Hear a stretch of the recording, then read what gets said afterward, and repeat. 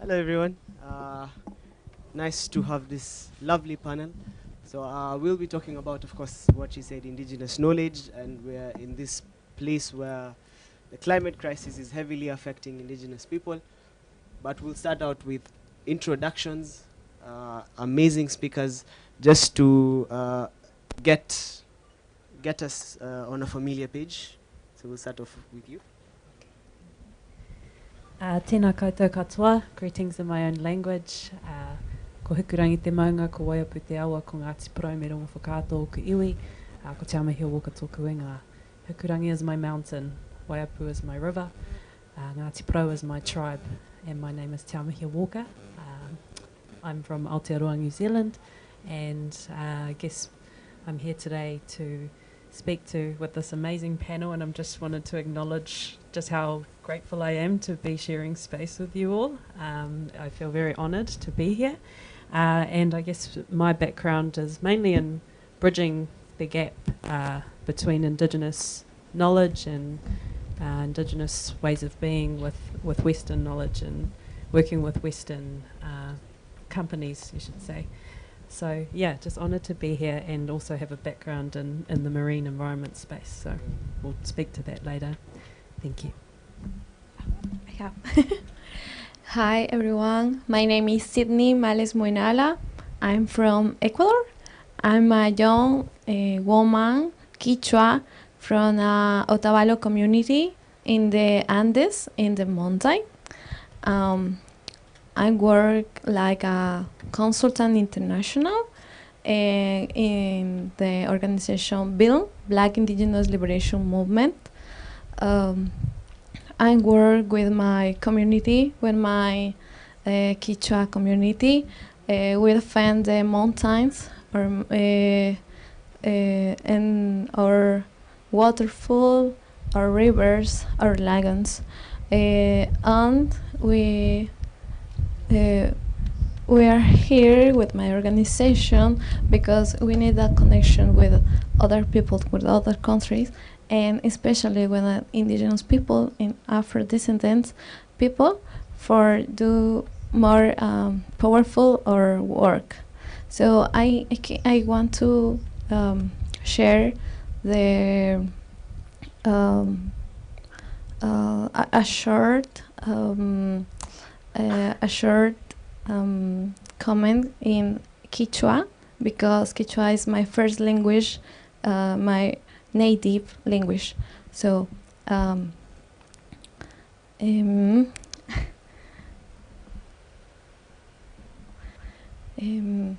Runashimi Wanyurpika Tukuruna Kunami Chingarishu.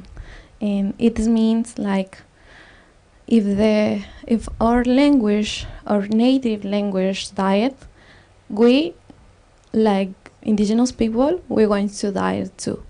Yeah. And thank you so much for this event, for this moment, and the we're here. Yeah. Hi everyone, my name is Adri. I am from indigenous people called Mibia Guarani. It's from the south of Brazil. I work with Fridays for Future movement and Latinas for Climate, also with Sydney. So I have been working a lot about indigenous people's rights in Brazil, and since like we always say that the indigenous movement have over 500 years, but since we all get together was 18 years, and I am 19. So my mom always say that I born and like I was in her arms, and we are already fighting for everything. So my work now, it's basically trying to connect the climate movement, the youth, with indigenous people, originals communities in my country, in Latin America, because usually when people talk about climate, they talk about carbon emissions, about energy transition, but they don't talk about our lands and our territories being attacked or being under risk, because we still under a colonialism system where we live. So I have been trying to connect the fight of indigenous people with the climate and environmental movement, so we can all get together and fight for what we need to achieve climate justice.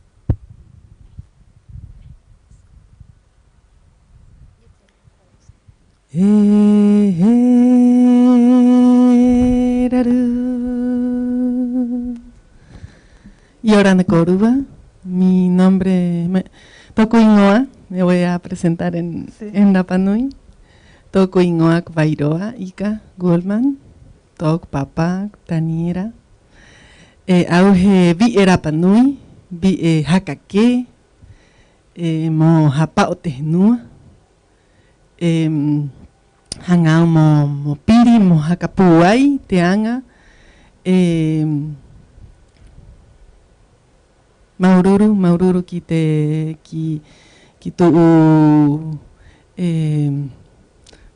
tu Hakarangomai.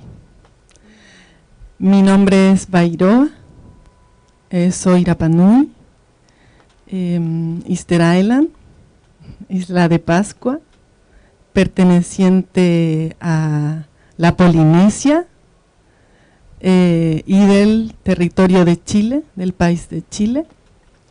Ahí también tenemos una confusión de repente en que nos sentimos más de la Polinesia, de los hermanos Maoji, Taina Maoji, porque tenemos la misma raíz cultural, somos hermanos. Tú me dices si para un poquito. Pero también por un tema político, territorial, somos parte del país de Chile.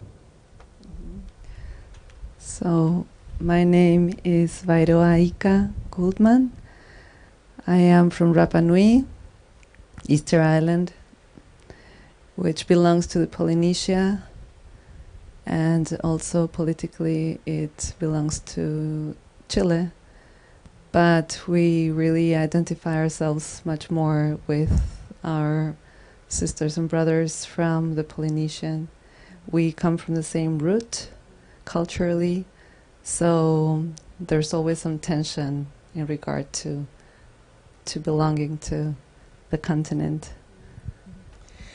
Soy la encargada del medio ambiente de la municipalidad de Rapa Nui, una municipalidad indígena, y soy la directora. Le compartí a mis compañeros que nosotros trabajamos desde la cosmovisión Rapa Nui. Desde la cosmovisión nosotros creamos programas para trabajar con la comunidad, desde la seguridad alimentaria, desde hacernos cargo de nuestras acciones, nuestros residuos, pero también desde la educación ambiental, que es muy importante, porque desde la educación ambiental nosotros podemos conseguir ese Rapa Nui sostenible, sustentable.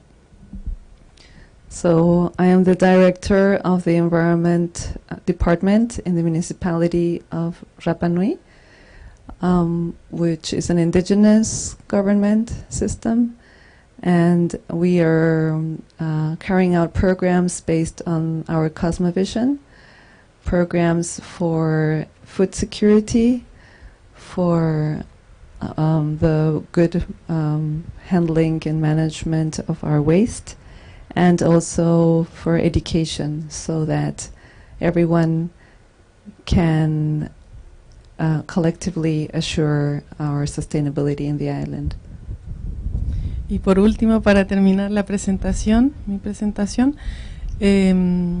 el 2019 el Caucus Indígena Mundial Internacional me elige como la voz de los pueblos indígenas, donde me tocó leer en la plenaria general nuestro sentir, nuestra molestia, pero también nuestra invitación a trabajar juntos, sentarnos en la misma mesa, porque los pueblos indígenas, las comunidades locales, hoy somos los resilientes, nos estamos adaptando porque somos los cuidadores de la biodiversidad y de la naturaleza.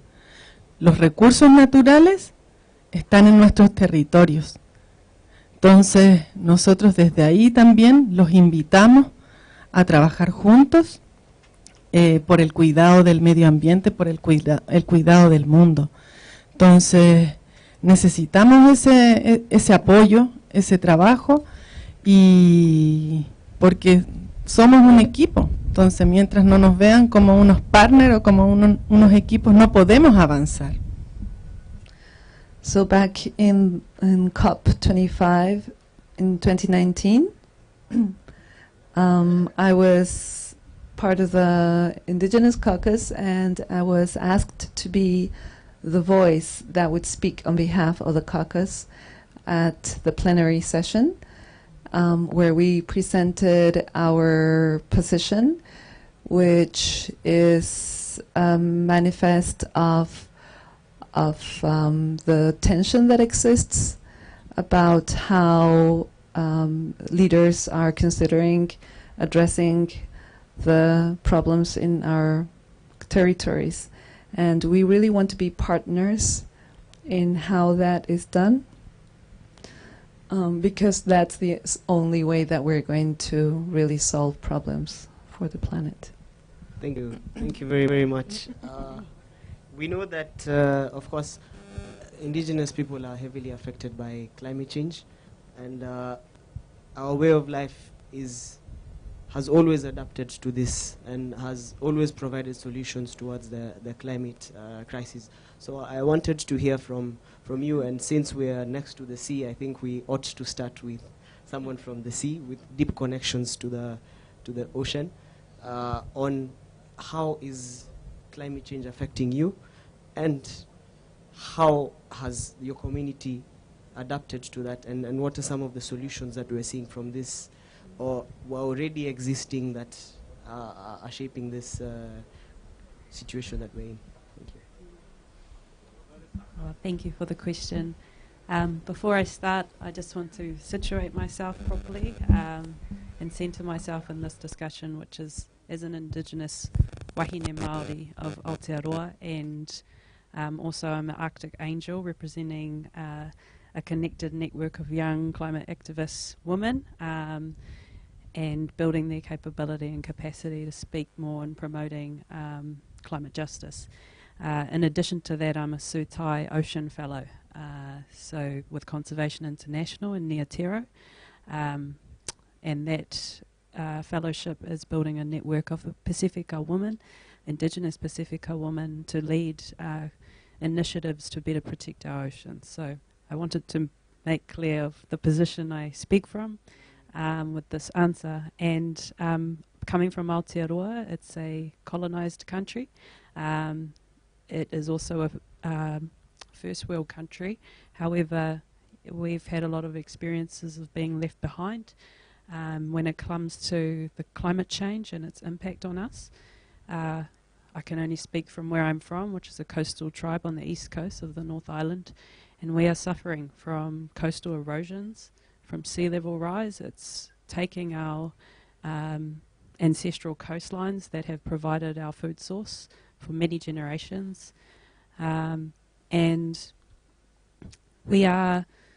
there is an interconnectedness all over the globe with that. It's not only happening in the tropics and the Pacific, but also in the polar regions, with the ice shields mounting as well, which is a huge regulator for our globe. So, you know, it's all interconnected, and we need to start working with people, not just governments. Sometimes government's really difficult to work with and make it hard for us.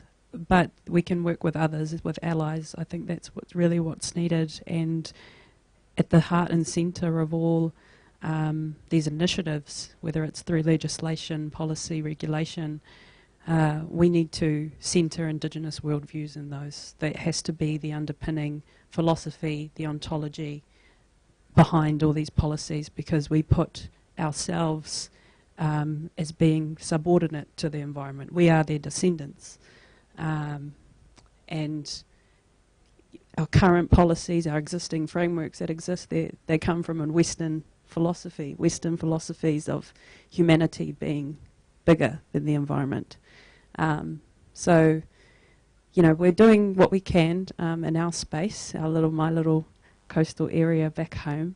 But, you know, we're looking for allies, I think, when it comes to dealing with climate change, particularly because it's affecting us all in our own ways. Thank you. Okay.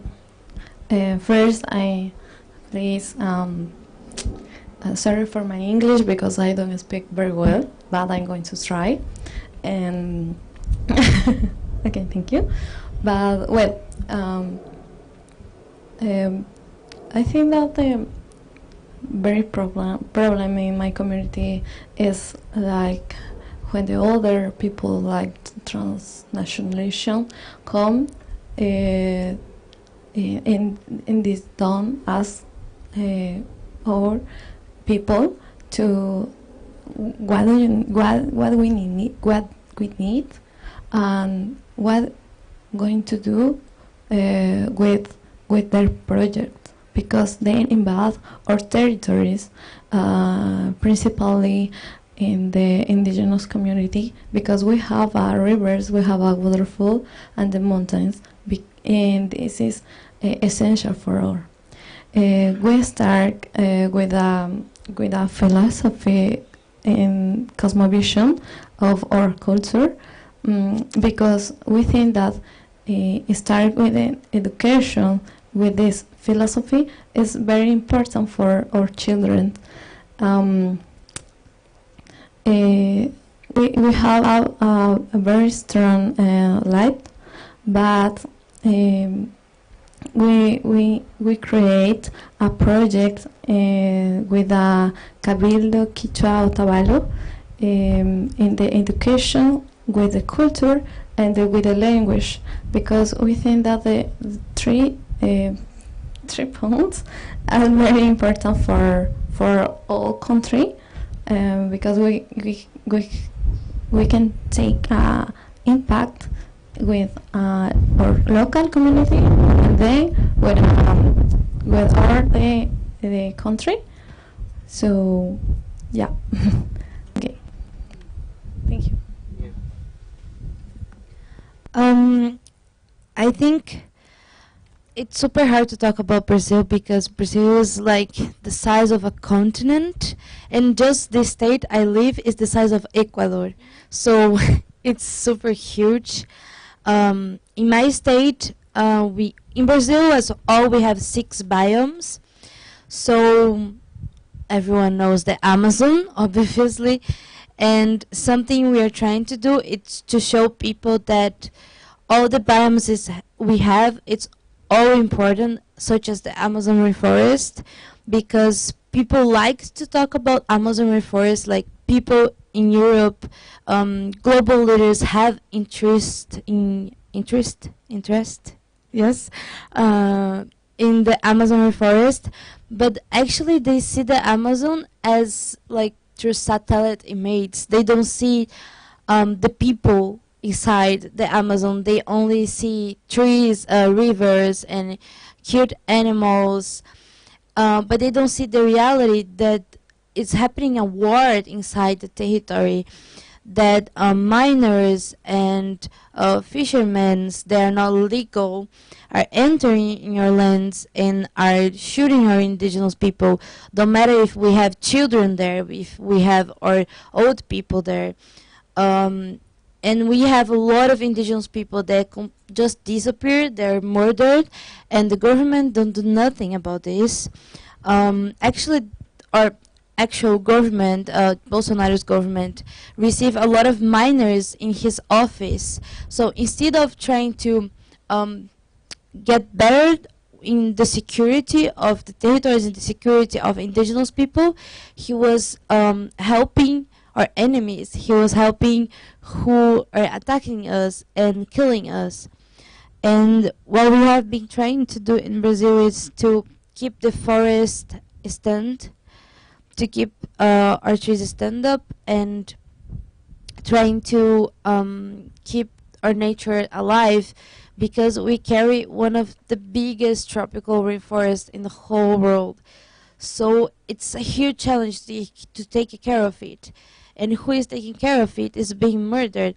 So it's a very horrible scenario that we have been going through. I already experienced something when boats came in with big guns and they start to shoot everyone.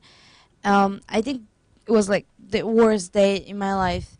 And they do this like very often. They just go there and kill our indigenous people. And in Brazil, we are less than 1% of the population, the national population, but we take care of all the biodiversity. So we are literally carrying what we still have in your country.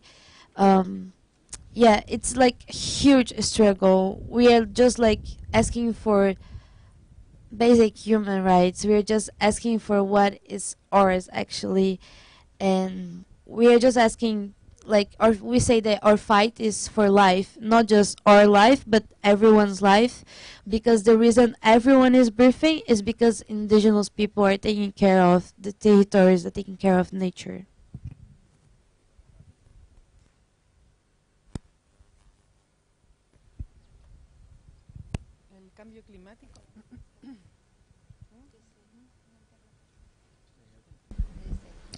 El cambio climático afecta a Rapa Nui de diferentes formas. Por un lado, están bajando las precipitaciones. Por otro lado, los eventos extremos. El año pasado nosotros tuvimos una marejada que también, como muy parecida a nuestros hermanos de Aotearoa, empezó a comer la isla. Todos nuestros centros ceremoniales, nuestros ahu, nuestros moai, están en el borde costero. Entonces empezamos a perder patrimonio cultural, patrimonio material. Y además de que no llueve, se está erosionando el borde costero porque la isla es muy pequeña, tiene 166 kilómetros cuadrados. Hay más... Hello? Yes? Do you hear me?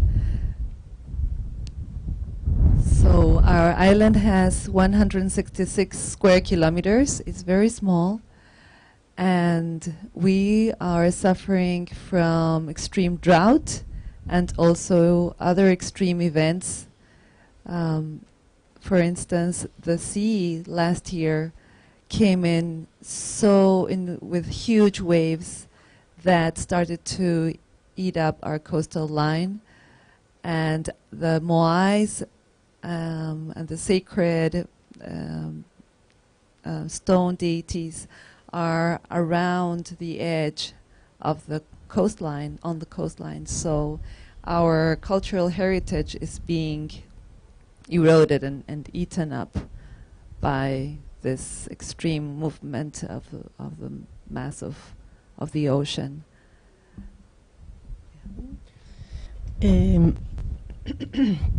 Y eso también, bueno, sube el nivel del mar, el mar entra a las napas subterráneas donde nosotros estamos sacando el agua, entonces el agua se está salinizando, el agua de las napas se están salinizando, entonces llueve menos, el agua se saliniza, se erosiona el borde costero y empieza a caer todo nuestro patrimonio al mar. Hay menos vegetación, hay más personas, hay más basura, hay más emisiones. Desde ahí trabajamos, esa es nuestra realidad. And because of the rising of the sea level, then the salty water is intruding into inland, and our water table is now more salty. So, and that's where we pull our drinking water.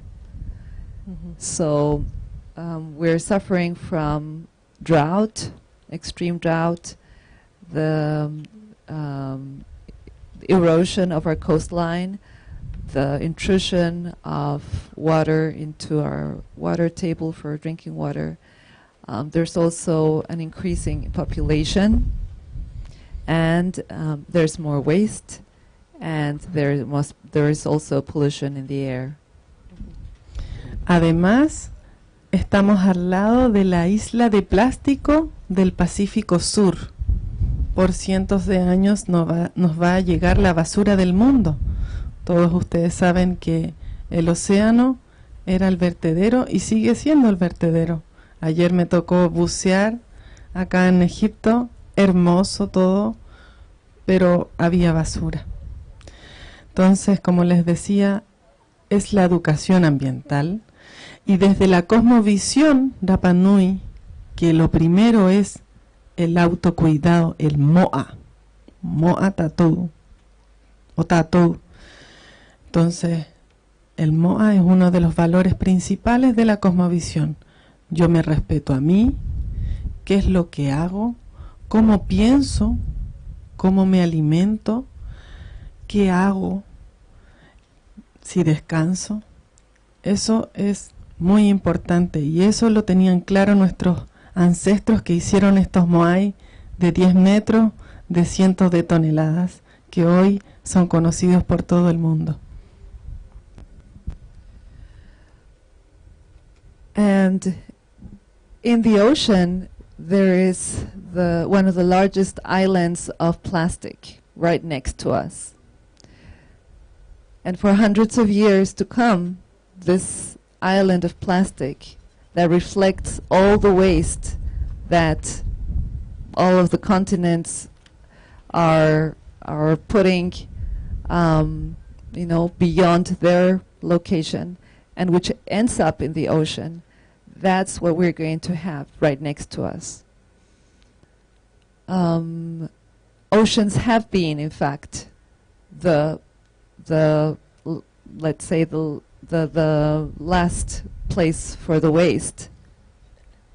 And now that I was scuba diving yesterday here, it was beautiful to see to be under the water, but there was in fact waste. There was in fact the reflection of how we behave. And how we behave is moa. It's moa, the principle of self-care that our philosophy and our ancestors practice, and it is about self-observing how we care of what we do, how we think, if we take enough rest, and what we eat. This is very important to us. Thank you. Desde la cosmovisión Rapa Nui tenemos estos valores, el moa, el deo, que es la lengua, que es la ventana al conocimiento. Es la ventana al conocimiento, y como decía mi hermana, si no tenemos nuestra lengua, nos perdemos.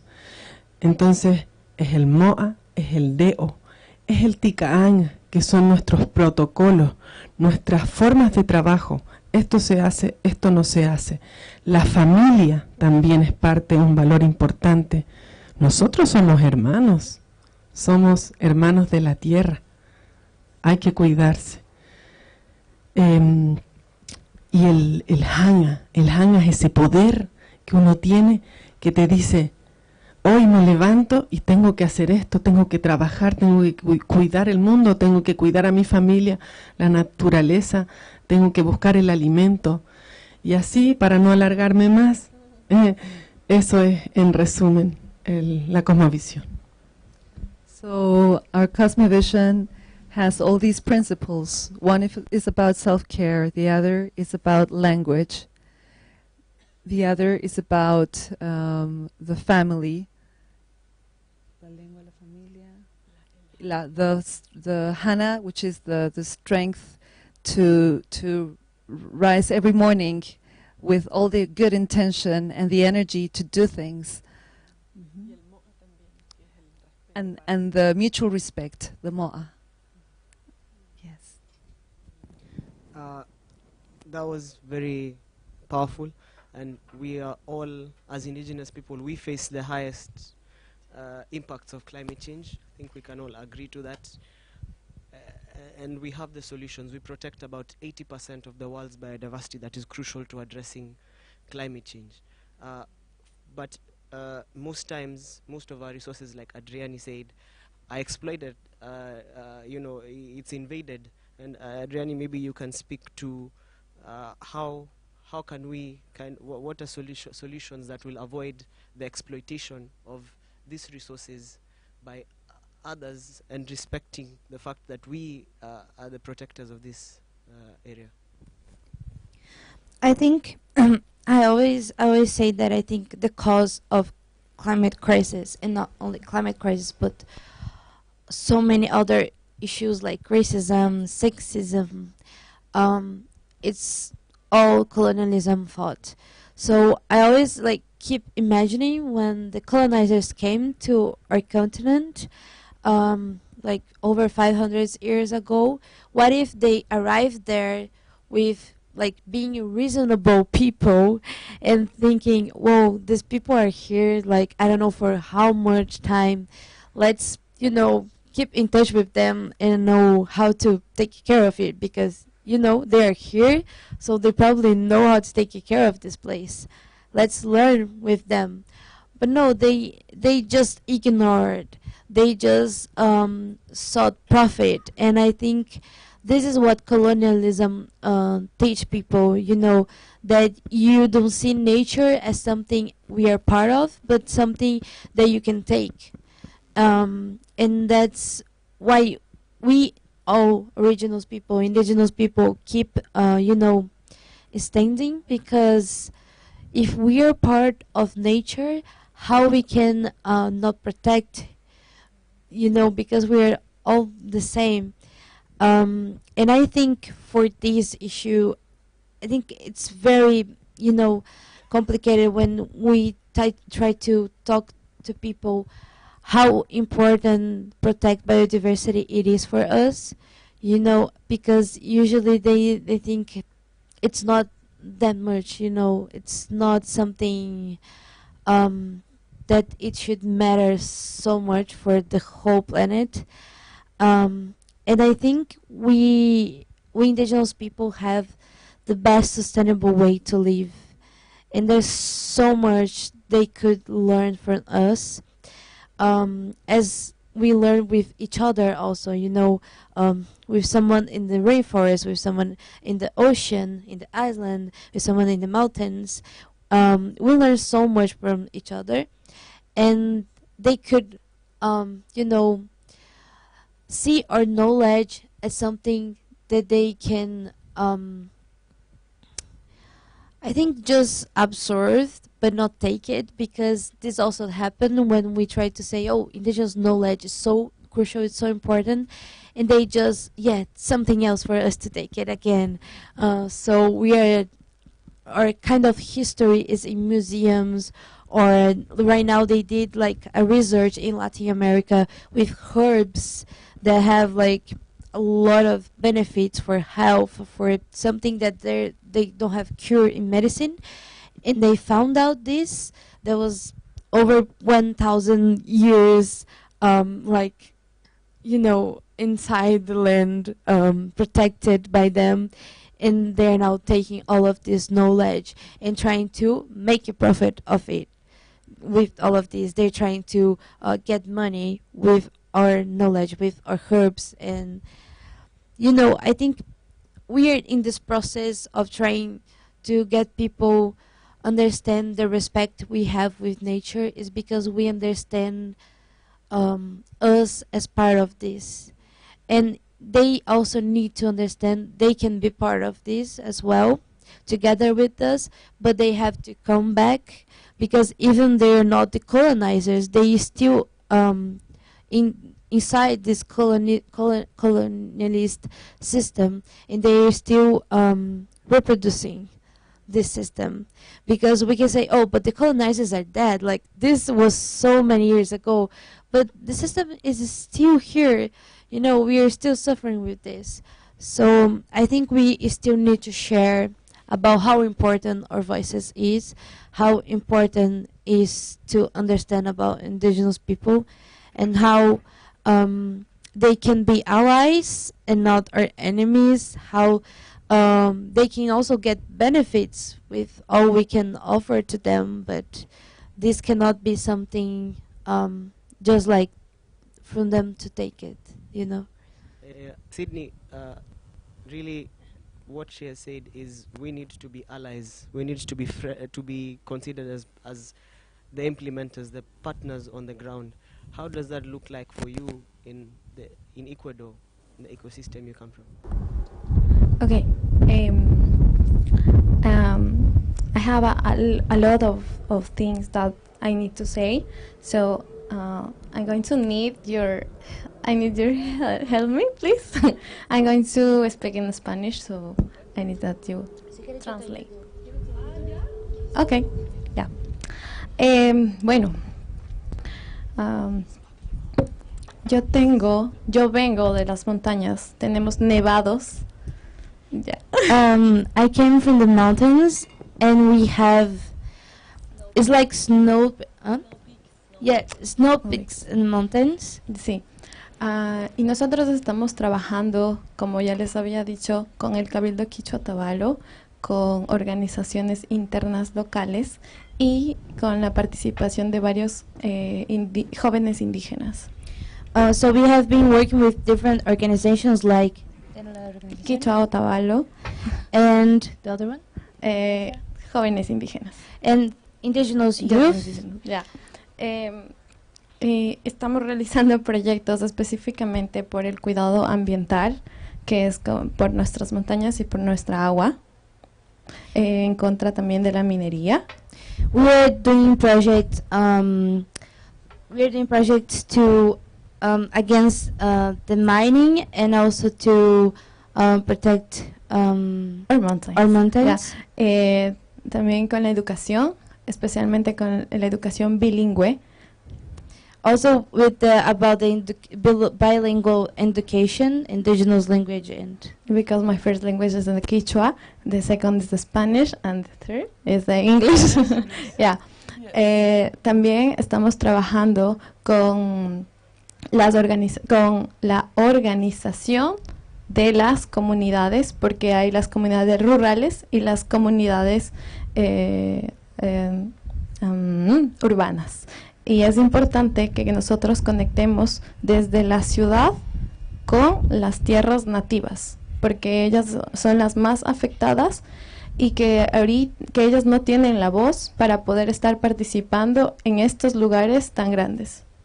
We are also working with rural communities and urban communities, because this issue, climate and the defense of environmental, it comes from the cities, from the urban, but also to the rural communities. Sí. No. También. Also, because it's not only the native land issues, it's also something for the cities to take care of. Nuestro gran limitante ha sido también el idioma, no poder hablar español como principal y no poder hablar inglés, que es el idioma más mundial. Entonces por eso estamos trabajando, educándolos, también creando proyectos en los que ellas puedan conocer sobre cómo ir a una universidad y conocer también sobre que hay otro tipo de educación, porque ellos piensan que solo ser policías o ser futbolistas es la solución para su vida y que así van a poder tener dinero para poder salir adelante. No tienen una mentalidad tan grande, porque se quedan adentro de las comunidades y no pueden salir de ahí. So in this educational program, we are trying to help present the bigger picture so that the rural indigenous people don't see that the single path in their lives is to become a football player or a police officer to serve the community, but rather that there's a huge world out there that they can access by going to the university, learning the second language of Spanish as a second language and English also, so that with those tools they can really support the community and the territory. Y también con el tema ambiental estamos limpiando especialmente los lagos, porque mi provincia es la provincia de los lagos. UNESCO la declaró como geoparque mundial y es muy importante. Entonces estamos haciendo campañas de limpieza ambiental. También estamos sembrando árboles en las montañas que tenemos en nuestro entorno. Porque muchas compañías han venido a deforestar toda la zona y existen los derrumbamientos, y como nuestra ciudad, nuestra comunidad está dentro de las montañas, nosotros podemos algún día desaparecer porque se puede inundar. So our landscape has many lakes, and UNESCO has just declared a geopark. Mundial. A world geopark. But these lakes are polluted, so we do campaigns to clean the shore and the lakes.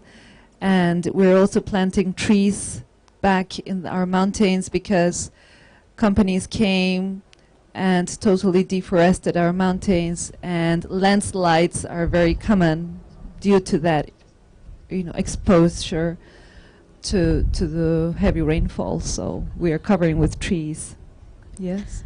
Y ahora, como para finalizar, lo único que quisiera decirles es que nosotros estamos buscando también financiamientos para poder seguir con estos proyectos en territorio, pero para que también se utilice esos financiamientos desde nosotros como comunidades indígenas, como organizaciones indígenas, que estamos tomando la batuta para poder salir a otros espacios, expresar todo lo que nos está pasando y generar una solución desde lo local para llegar hasta lo internacional. So we, as young organized indigenous youth, are looking for finance that will come directly to us, and that this finance will enable us to do all the work in the community level, and that by becoming strong, we will also be able to travel and connect internationally. So much. We really appreciate the work that you're doing, and all of us are doing. So just to situate the conversation, we're at the COP27, and we know that indigenous voices are not getting heard at the COP27. So starting from, of course, Vairoa, who is COP is basically where governments come to negotiate. You're part of the system, part of the government in your own way. What does COP27, how do we get indigenous voices more heard in COP27? And we have governments will come to you, Ter. You have been working with the Conservation International. These are the big funders. So how does that look like at the COP? How do we get these voices in there?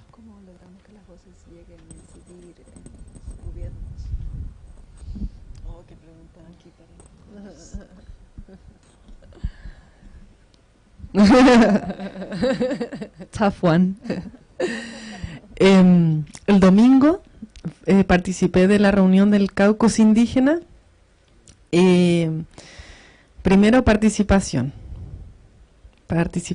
como decíamos, los objetivos de esta COP es avanzar en adaptación. ¿Quiénes se están adaptando? Las comunidades locales, los pueblos indígenas. Financiamiento. Hacen sus acuerdos y no baja. nos baja a quienes estamos en los territorios, adaptándonos, siendo resilientes, cuidando la naturaleza que es de todos. Y lo último, las metas más, los NDC más, como, ¿cómo se dice? Más exigentes. Pero siento que mientras no haya una conversación de los gobiernos, de los presidentes, con las comunidades locales y los pueblos indígenas, quienes estamos en los territorios, no podemos avanzar. Nosotros no dependemos del gobierno para trabajar. Igual lo hacemos. ¿Por qué lo hacemos? Porque es parte de nuestra cosmovisión. Así nosotros somos. Pero sí necesitamos apoyo, financiamiento. Sí lo necesitamos.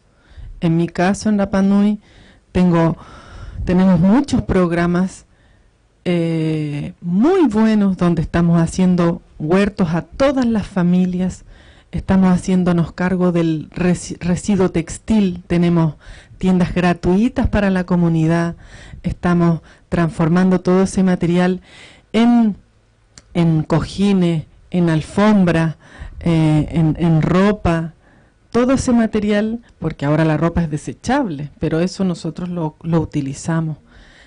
Construimos dentro de los establecimientos educacionales, creamos un aula verde Rapa Nui, donde aprendemos sobre medicina natural, tradicional Rapa Nui, donde le enseñamos a los niños a plantar su alimento y consumirlo, donde le enseñamos sobre el cuidado de la naturaleza, los sistemas de agricultura ancestrales.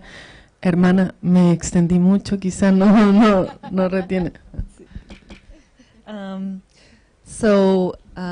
On Sunday, last Sunday at the Indigenous Caucus, we spoke about what is being discussed over here, which is adaptation.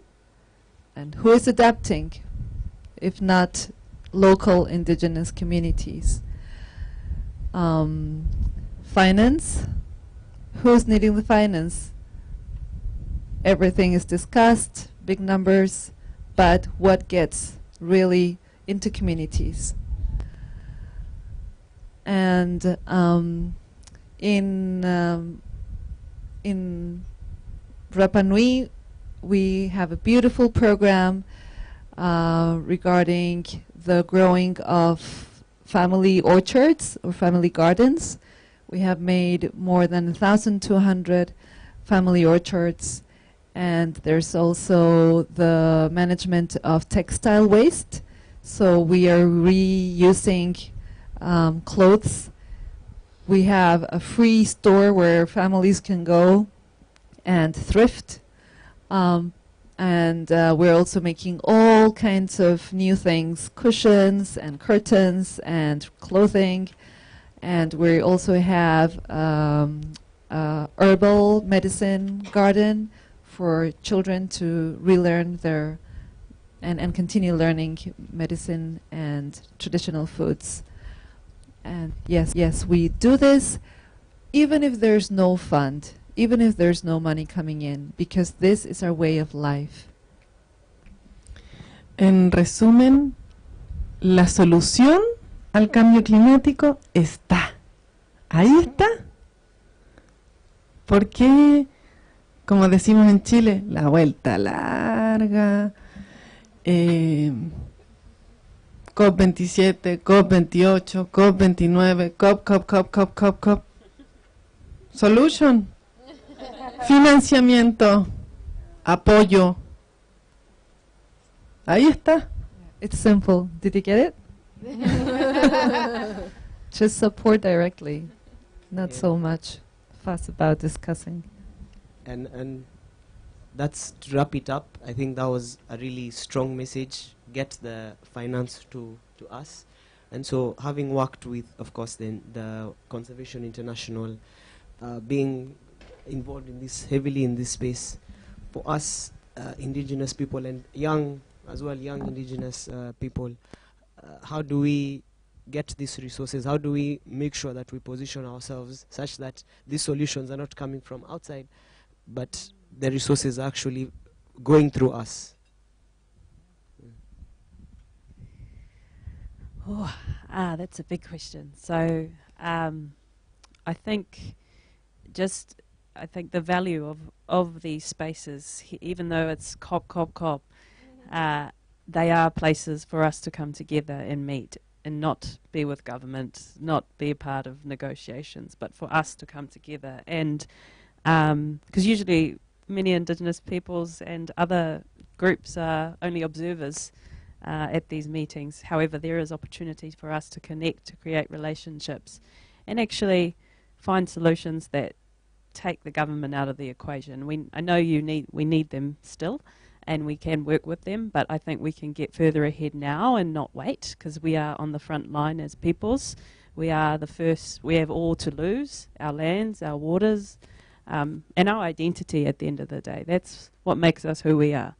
And so there are partners out there, and as you mentioned, Conservation International did fund me to go overseas to study, and they also have given me some money to support an initiative with my local tribe to uplift our kaitiakitanga responsibilities, which is our Indigenous guardianship responsibilities to be guardians for the lands and maintain them for our future generations.